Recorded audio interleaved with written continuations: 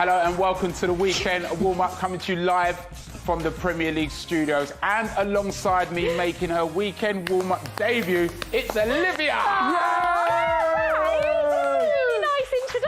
I don't think Seams is ever coming back. No, she is. I'm keeping a Seamer seat warm for this week only, but Don Leroy, am I going to be a good enough replacement? Of course you are. You're going to knock it out of the park. Good. Absolutely. We have a new number 9. The games are coming thick and fast as we approach Christmas period, and here's an early present as West Ham and Chelsea kick things off on Saturday. A huge game between Newcastle and Burnley follows, while Liverpool and Manchester City face away trips. 4 games fill your Premier League Sunday as Ralph Rangnick takes Manchester United reigns against Crystal Palace. Then on Monday, Everton face what is surely a must-win fixture when they host Arsenal. And this is why Rafa Benitez's side are 14th, with just 5 points the difference between them and the bottom 3. And the table also shows just how important the Newcastle-Burnley game is on Saturday. While the top 3 are beginning to accelerate away, just 2 points separate Liverpool from Chelsea, though West Ham have the chance to cut the gap and put a halt on the leaders' charge on Saturday lunchtime. It's Chelsea, Saturday. OK, so it's West Ham against Chelsea, the league leaders, against a side that many thought would be challenging more for the top 4, but seem to have fallen off over the last few weeks. Don, West Ham, yeah. Listen, you're always going to have a little bit of a blip, especially when you start well, and David Moyes, I think, has done an incredible job. But this is a type of fixture where the players inside the dressing room, the fans going to the game, will be well up for this one. London derby. I think, not last season, but the season before, I think West Ham, off the top of my head, done the double over Chelsea. So this is not an easy fixture for Chelsea just to rock up and think they're going to take 3 points.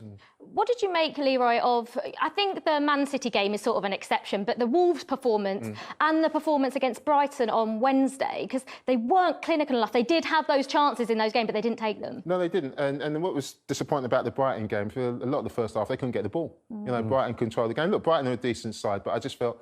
You know, the way that they dropped off and allowed them to play and allowed them, encouraged them, you know, as they got into the game. This is the early chance for Mope, and it was a warning for West Ham.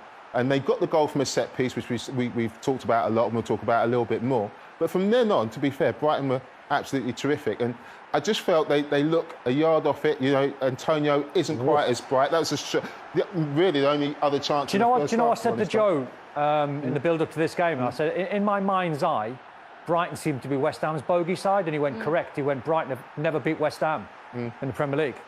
So and this I've looked at this a million times, and I've got no idea who that final touch came off. No. It's incredibly hard to see, but.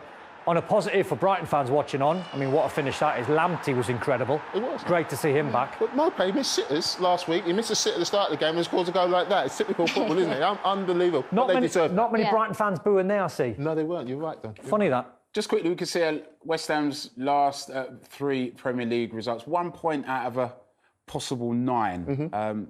Very disappointing, that. Well, I think, you know what? I know people saying very disappointed. I don't think it's the end of the world. No, they're still in 4th place, by the way. I expected this period to come a little bit earlier, in all honesty. So, look, it doesn't seem like the end of the world. I know what you're chasing. I know where you want to be. Is it disappointing because of the opposition, Manchester City side? Decent sides in good form, by the way. Wolves are a good side. I think they've lost only 1 in 9. Is it frustrating now that these results have just meant, West Ham was sort of trying to cement that 4th place spot, and now you've got Man United who've won, Arsenal who've, despite that Man United game coming off the back, Spurs just won. So they're closing that gap now. It's not so... Yeah, it feels a little bit worse when you look at that little group of fixtures there, and obviously, as you said, 1 point out of 9. But Liv's right. When you're away in 4th, and we're 1 win a couple of weeks ago, West Ham could have went 2nd, and you think, well, we're going to cement top 4, even though that's ridiculously early. Then you lose a couple, and then Tottenham bring in a new manager. Arsenal are going through the gears and they're playing well. So there's a group of teams that are trying to catch West Ham. And it's going to be the same scenario, I think, for all 4 of those sides. They're only chasing 1 spot. The top 3 are well gone and they're well clear. They're the cream of the Premier League. But everyone else is chasing that 1 spot. And I think we're going to see the positions and the numbers flip-flop all season. I was going to say, look, I'd be more concerned if they'd lost all 3 of those games. I'd be more concerned if they've lost all 3 of those games and they've been thrashed in any of those games. It's not happened. That 1-1 draw against Brighton is a massive result. And I'll tell you why. Because when you've lost a couple of games, you need to come out of that sequence. And usually it's a draw. Now, Chelsea at home, they're underdogs. It's at the Olympic Stadium. No one expects them to get a result. I expect West Ham to be really up for it. Have they become a little bit too reliant on Antonio's goals, Leroy? I mean, they've had great performances all around. Fabianski in goal, Declan Rice has been outstanding and seems to be getting better season on season. But almost as though since the goals have dried up for Antonio, so have the wins. Is that a little bit harsh? No, it's true. His form has dried up. I mean, he came back from Jamaica having scored a couple of unbelievable goals, got a private jet. That didn't do him any good. Let's not do that again. But no, I just don't think they can rely on Antonio. What I would have liked to have seen is they left Bowen out at the game against Man City, and I thought that was because he played in Europe. I thought that they were going to swap him on because Antonio looks a little bit leggy, and you're looking at strike, he's playing 90 minutes every single game. I thought that 60 minutes, get Bowen on for half an hour. He needs to just mix it up a bit. Yeah, they are over-reliant on Antonio's goals, but I do think they have got options, and David Moyes hasn't used them as much as he should. And I think also the squad's a little bit thin. When you're trying to compete in Europe and the Premier League and domestic competitions, and Cresswell's missing, he's a blow. So they need to get minutes into Masuaku. He can try and slip into that spot, and then you lose Ogbonna.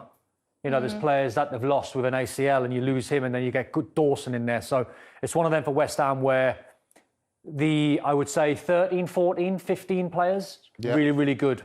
Once you start picking up one or two injuries in key areas, that's the test. Yeah.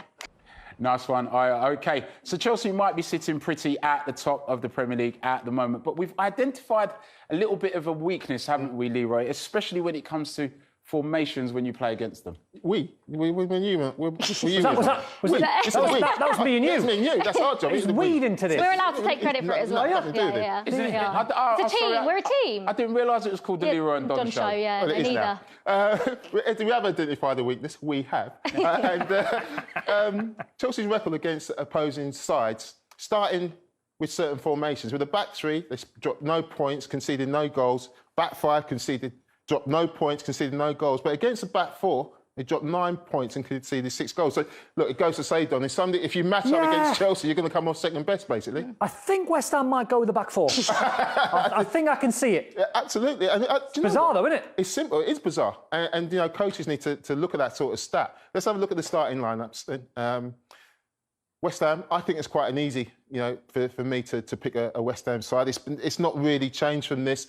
Obviously, there's Cresswell's a doubt about Cresswell, so Johnson's moved over to that left-hand side. Cresswell could be fit, though. Could be fit. Kufal is come in, he did great last season. The midfield four, Bowen, Souček, Rice and Ben Rama have been terrific. Fornals has really lifted his game, maybe just dipped in recent weeks, just like Antonio. For Chelsea, what do you think, then? I think pretty strong. I think probably the only change from the last couple of weeks is probably Trevor Chalobah being injured. He's took a knock, so Christensen, Thiago Silva and Rudiger, very strong. Mendy obviously behind. Reece James is going to be a big miss. Yeah. He's been in great form. So Azpilicueta, I would imagine, will come into that position. But it's still very strong when you look at these guys. I mean, Marcus Alonso is still a terrific player, isn't he? Yeah. Chilwell injured, so that's going to be a huge miss. But like for like in terms of left-hand side and a bit of balance. And then I think he might go Lukaku. Really? I think he's given him a few minutes, Thomas Tuchel, over the last couple of games. He's trying to get him back up to speed. In this sort of derby, you can sort of get through 45, 60 minutes of a game. He might just tire towards the end, but you look at this Chelsea team and it's a really good side, but a very, very good West Ham side as well. So it's a hard one to call, I think. Exactly. Romelu Lukaku has scored the most Premier League goals against West Ham. As well. Boom. So we knew he's been that. on the bench. Yeah. We knew that. That's why you went for him. Exactly. When you said we, do you mean you or you and Leroy? I think that might be him. We, all four of us. Exactly. But Leroy, we have identified a real positive about the way West Ham have scored goals this season, haven't they? This is a real threat for them, isn't it? It is a threat. I mean, and it's an obvious one. Look at the stats. They scored 6, Liverpool 6, Villa 5 and Chelsea 5. And you know what I love about that, Lee? Go on. That is managers like David Moyes spending time on the training ground. So Aaron Cresswell, actually, I interviewed him yesterday, and he said every single Friday they work on set pieces, attacking and defending every single Friday before a game. I've never heard that ever before, Lee. We were doing that for 20 years. Every Friday afternoon. Every Friday? I don't know. I haven't played professional football. No, not having a go at you. I'm having a go at Cresswell. So is that a thing? Yeah, absolutely. No, it's been a thing forever. Yeah, every Friday. You stand there on a Friday afternoon, and just work home on or that. away, and if it's freezing, you get layered up, Yeah. and you stand in about 6 tracksuits, and you practice corners for, corners against, wide free kicks for, wide free kicks against, and you get drilled Absolutely. for fun. And you have a walkthrough. You have a walk through your formation and you do set pieces. Yeah. It's been there hundreds of years. But they must be better at it than everyone else, it seems. Well, you're right. And we'll show some examples of that a little bit here, because we've got some corners here this season, Don. Just wanted to talk us through these. Why have they been so great at corners? Well, me and you have a different opinion in terms of what the best style is. I always think in-swinger like this is the best delivery. But what they do is they pack the 6-yard box. I'm just going to pause it there, because it's an outswinger, Don. But my opinion is it's about the quality of the ball, whether it's in-swing or outswinger, Don. But go ahead. But what I see is I see this key area. Yeah. And it's almost like if it's Cresswell, if it's Bowen, whoever's taking the corners, it's like they're going to drop a ball and they're not going to worry about trying to play a ball into there and trying to find anyone. They're going to drop a ball into that sort of area, and that's the target. Now, you've got to have runners then. Can Declan Rice get across? If it's a little bit heavy, can it get a player around the back? That's the area where you want to be attacking. And then you're rightly, from there, it's that sort of flat delivery, and then you get runners right across everyone, and it can go near, it can go middle, it can go far. But you get balls in the 6-yard box, and it just causes mayhem. Absolutely. And loads of people have said, look, West Ham are a big side, and they are. But it doesn't matter if you're big and you haven't got any movement. You need movement, and their movement is great, and it's only a couple of yards. And when you watch them play here, you just slow it down. When the movement's there, they cover all the bases. They're not hitting a direct area. You see Dawson going there. Just going to take that back, Lee, very quickly. Go on, Don. Yeah, you mentioned Dawson going there. Just going to take that back, Lee, very quickly. Go on, Don. Yeah, you mentioned Dawson going there. Just going to take that back, Lee, very quickly. Go on, Don. Yeah, you mentioned Dawson, and we mentioned Souček. So I'll keep Souček just standing behind, I think that's Kurt Zuma. Yeah. I think I'm correct. And I think Dawson's in that sort of area. Just watch the way they sort of interchange. And that's all from the training ground. Exactly. They're big lads, but the movement is great. And when the ball comes in, all areas, even in the short area, are all covered in that near post area. In the end, Zuma gets on the far post and sticks it in, and it's a great header. But look at the end, they're all in different channels, and that's the key to free kicks. You know, people think, oh, we put it on a pinpoint. No, Cresswell's just putting it in an area, and they've got to just cover those areas. Look where all the Liverpool boys, sorry, John, look where all the Liverpool boys are compared to all the West Ham boys. They're all in and around the dangerous area. Looked like a foul on the goalkeeper to me. Yeah. You would say that. Foul or no foul, that's the delivery, though. And they keep putting it underneath the goalkeepers, don't they? Yeah. Every corner is right underneath the goalkeeper. Is it goalkeepers in two minds? Do I come for it? Do I stay? What do I do? Because the balls are so good. It's hard for a goalkeeper, because if you stand there, Liv, and if you're a goalkeeper, yes, you can jump about 10, 12 foot in the air and you've got your hands for extra reach. But once you get bodies and Antonio stands on you, backs into you, and if the delivery's that good, you've got 3 or 4 West Ham shirts all in and around you. And it's, for goalkeepers, it's a nightmare. It's almost like you've got to half foul them and actually push them out of the way to create a little bit of space. Absolutely. Now, we all know that Mikel Antonio started the season on fire, but one player who's consistently been very good for them and seems to be getting better, and I don't just mean this season on season, is Declan Rice. And I don't know, Don, as a former midfielder, do you watch the game and watch how he's improved? But to back up the statement, look at these statistics here. His passing accuracy, he's over 90% game on game. His shooting accuracy, I mean, that is phenomenal in 2 seasons to go from 39% to 71. Well, that's amazing. So the passing accuracy, you look at that and you go 86 up to 91. That's a guy that's starting to get a little bit more cute about the game. And he sees a different picture than when he did in terms of having his 86. So passing, yes, it can be different roles. He could wear a number 6 on his back. He could be a holding midfield player. And he might just keep hold of the ball a little bit more. But you start and get to these sort of numbers, you go, a number 6 doesn't get these numbers. A number 8 and a number 10 gets these numbers. So it shows you when you watch Declan Rice that he's not just, you don't just pigeonhole Declan Rice and go, you're a holding midfield player. No. He's so much more than that. Absolutely. He can wear any number on his back. He can wear the 6. He can stand still in games. If Liverpool are attacking or they're playing Man City and he's under pressure, he can stand in front of his back 4 and defend. He can also break and get boxed because he's got great legs. Is that why other clubs, bigger clubs perhaps, better? Are you saying that with a smile on your face? I know, I'm not. I'm just saying. You wanted at Chelsea, didn't you? I would love to have Declan Rice at Chelsea. Everyone would. But yeah, I know we had him, a point to prove perhaps. But is that the reason you're talking there about all of these brilliant stats? That is the reasons why all these clubs are after him. Absolutely. When you watch him play, Liv, I mean, he's a great height as well. He's 6'2".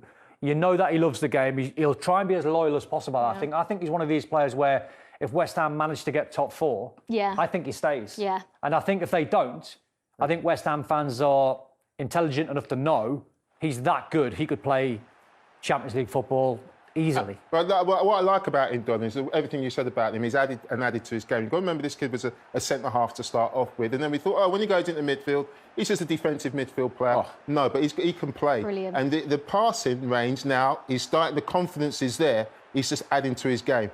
And what I like about him now is you saw that he's starting to do that. He's starting to take his shots because I think he can score goals in a two. And I think that's why I think he's outrageous. And you're talking about the bigger clubs. If you sign Declan Rice, it means you can definitely play just two in midfield. I can remember, Lee, correct me if I'm wrong, I remember his very first game, and I'm pretty sure it was under David Moyes, when he made a high-profile error. And he come off the pitch, Declan Rice, and he was nearly in tears. And the manager, I think, left a little bit on him. And I don't mind that because it's part of upbringing. You've got to learn harsh lessons when you're in the Premier League. And you see from that very first game that he played under David Moyes, 3 years ago, how much he's actually come on. Yeah. That's development. That's nurturing a player. Yeah. Now, we saw a sneak preview there. Gave it away. And one of his best mates, and maybe arguably his best mate, I know they holiday together in the pre-season, in Mason Mount, another player who seems to just be improving, Leroy. Well, it's interesting because they are great mates. Last year we were talking about Mason Mount being outstanding, absolutely brilliant. I think it's just dipped a little bit, the hype around Mason Mount, and it shouldn't. One or two injuries, probably. Exactly. It was the start this season, and I think he set his own standards last season, didn't he, by being Chelsea's Player of the Year. So I think, this beginning part of the season, he's been a little bit below his own standards. Exactly, but I think he's going to come to the fore. I think he's going to get better. And we just run these clips in about, you talked before, Don. We saw the team against Watford, and the midfield, Sal and Loftus-Cheek. You're saying, well, could Mason Mount have played in there? But I do like him playing off as one of the front three more, Don. No, I think that's where you want Mason Mount. I think he's an intelligent boy who can play a little bit deeper. But when you try and think of someone's attributes, you want Mason Mount high at the pitch. You want him in the 18-yard box because he can finish, he can create chances. He's got a good eye and a good picture of what he sees. His vision's excellent. And I think he's one of these players where... And it's difficult because Thomas Tuchel likes to micromanage, I think, every single player. And I heard an interview from Frank Lampard this week, and more so from Jody Morris, and they were talking about different individuals. And they were talking about the star signings and this, that and the other. And they mentioned Mason Mount and said the best thing about Mason Mount is you only have to tell him things at once. You never have to tell him twice. He takes information on board, it sticks, shows you how much he thinks about the game. I've often spoken about Frank Lampard and said that was one of his greatest qualities. He comes across as someone who understood the game very much from a cerebral point, and it's no surprise that he sees that as such a quality in Mason Mount. Yeah, and the thing is, with Chelsea and where they are, we talk about their squad, but one thing they need to do, I think there's certain players that need to play every week. Does Thomas Tuchel know his best attacking front three? Well, I think he hasn't got one. No, that's fine, because what he'll say is, you're playing, do it. Then the next week, Ross Barkley will come out of nowhere and he'll play. The week later, it'll be Loftus-Cheek. But it's Mason Mount one of those players that has to play every single week. Just like Liverpool's front three, they know their best front three. They play week in, week out, and they've got to score goals regularly, assists regularly. That needs to happen with Mason Mount. I think if Chelsea are going to stay up there. I think that game against Watford, Don, was a good sign for Chelsea because having watched it, they did not play very well at all. No. But they still managed to come away with 3 huge points. And stay top. I love that from a Chelsea fan. You were terrible. We played really badly. But we won. That's the sign of champions. I know. But it is a good sign because Chelsea, I think there's been a lot of games in the past where we've deserved to get 3 points and haven't necessarily. And exactly. Tuchel, so he came out and he was honest and said, we were lucky, but you've just got to take those results. Exactly. I mean, when you think but Chelsea's performance against Burnley, should have won. Yeah. Performance against Man United should have won. So drop points. So you go into a game like Watford, and Watford are a strange animal. They've lost so many games, but they've beaten Man United. Beat them 4-1. They beat Everton 5-2. So against the big sides, especially at Vicarage Road, you're in for a game. And I can remember getting the teams through and I've seen Sal play in midfield and I'm thinking, Sal in midfield?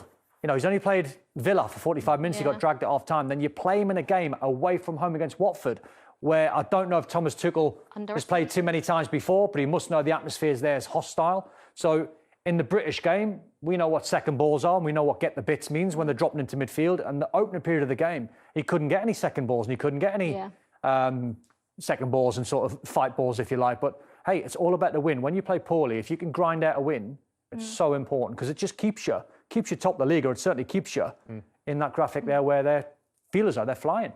All about the win, Don said, Leroy. Chelsea need that win because City and Liverpool breathing down their necks. And maybe fair to say they're actually playing better than Chelsea, maybe more cohesively, but Chelsea just keep getting those results. They do, but they close the gap, Man City and Liverpool, slowly but surely. You know, the goals Liverpool, the scoring, the manner. I thought Man City a little bit fortunate to get the result against Villa as well, it has to be said. But I said earlier in the week, I look at Man City and Liverpool, and I think that Pep and Klopp know their best sides, and as Thomas Tuchel doesn't. These numbers there, innit? Yeah. Absolutely. So you look at Liverpool and you go, outrageous. Exactly. Gonna And then you look outscore at you look at them. Yeah. Clean sheets for fun. And the other thing is, Thomas Tuchel would love Thiago Silva, who was 5 years younger, because he'd play him every single week, because he's the key. Like Van Dijk is at Liverpool, Diaz is at Man City. Thiago Silva, if he plays Chelsea, they play better. And I don't think they can play him week in, week out. Saul obviously came off and he just brought Thiago Silva on to calm things down, sent Chalobah into midfield. Yeah. I think just having him there is a calming influence on everyone else. So how he manages him is great. And I think that's the key. You know, for Liverpool, it's just like, it's full on, don't have to manage. Salah's going to play 90 minutes every week, it seems. Off you go. Man City, wherever they play, they know what they're doing. Chelsea's just got to manage it a little bit better, I suppose, if they're to stay up there. And that's why I honestly feel that, I do think they finished third. It's behind Man City and Liverpool. I went Man City as well. Did For you? the title, start the season. Chelsea fan. Wow. Sticking by it as well. I would love it if I was wrong. You're getting outed on this show, aren't you? Same up. Still working with Clinton. You guys are I mean, you're wearing blue. I mean, it's a bit of a giveaway. Didn't do it on Man purpose. City blue. We're going to take a quick break. Olivia's going to talk to us about Chelsea.